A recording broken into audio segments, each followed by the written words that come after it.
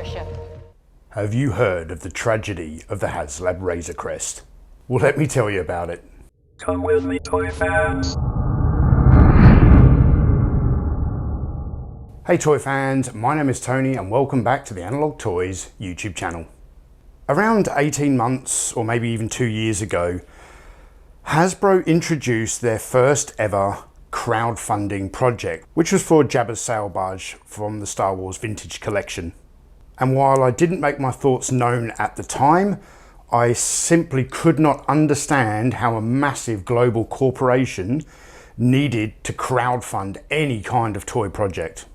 And since that first Haslab crowdfunding project for the sail barge, we've also had Unicron from Transformers. Hasbro have crowdfunded the X-Men Legends Marvel Sentinel. They've crowdfunded the Hero Quest board game.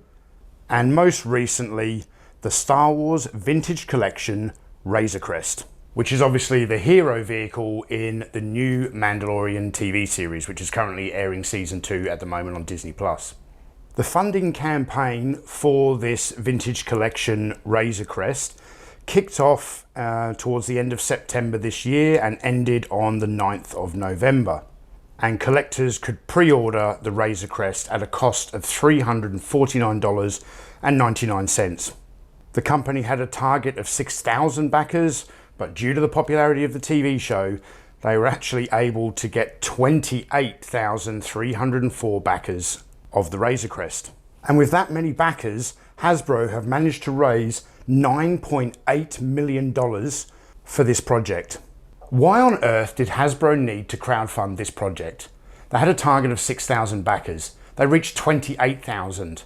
Why not just produce the toy and make it available at retail, rather than getting everyone to crowdfund it? Do you realize how big and how wealthy this company is? Hasbro's net worth as of December 2020 is $12.87 billion. And yet they're asking Star Wars collectors to crowdfund their projects. The fans of the Mandalorian TV series, who are also toy collectors, backed this project because they believed that the Razor Crest was almost the Millennium Falcon for a new generation. The bounty hunter spacecraft that they felt would become an icon of the Star Wars universe. And yet in yesterday's season 2 episode of The Mandalorian, the Razor Crest was unceremoniously wiped out.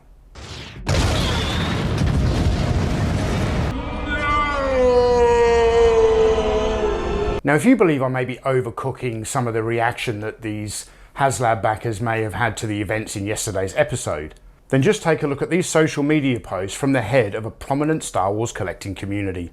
And yet on the other hand, the Star Wars toy collectors who did not want to crowdfund a project from a multi-billion-dollar global corporation are reacting a little bit differently.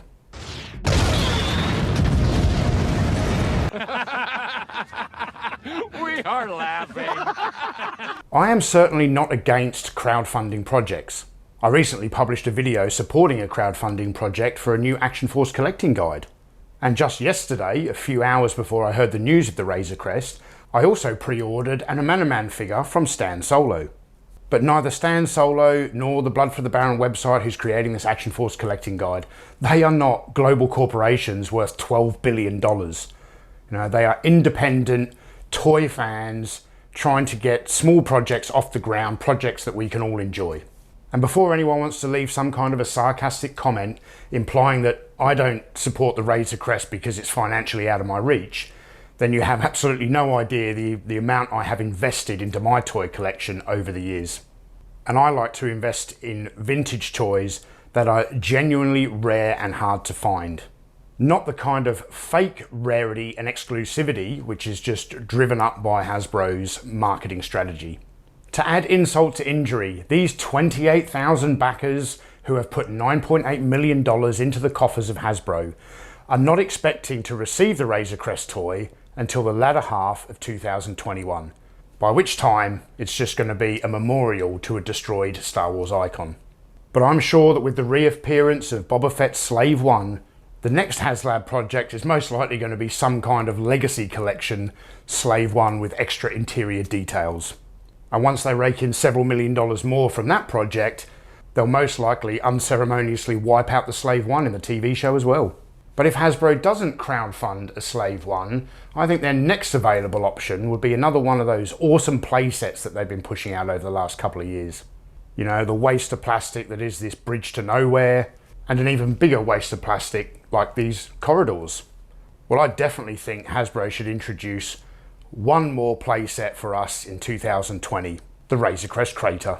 What an awesome play set that would be. You know, they could give us a slab of plastic, hollowed out in the middle, paint it green, and people will pay $100 for it. I would like to feel bad for the backers of the Haslab Razor Crest project, but the real tragedy here is that it was so easily avoidable. Don't crowdfund projects from multi-billion-dollar corporations. Now, just quickly, before I sign off, I want to talk to you about our Patreon-only exclusive Christmas giveaway. In the week leading up to Christmas, we are offering a third, second, and first place prize of custom Stan Solo action figures.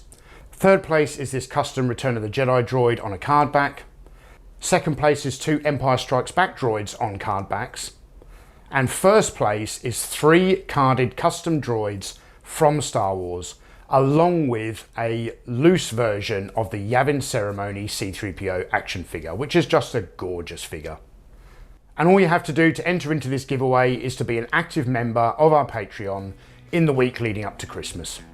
So thank you all for watching, and if you'd like to check out our video about the Kickstarter campaign for the Action Force Collector's Guide, you can click right here. Or to check out some of our Stan Solo videos, you can click the playlist right here. I'm Tony from Analog Toys, and may the Force be with you.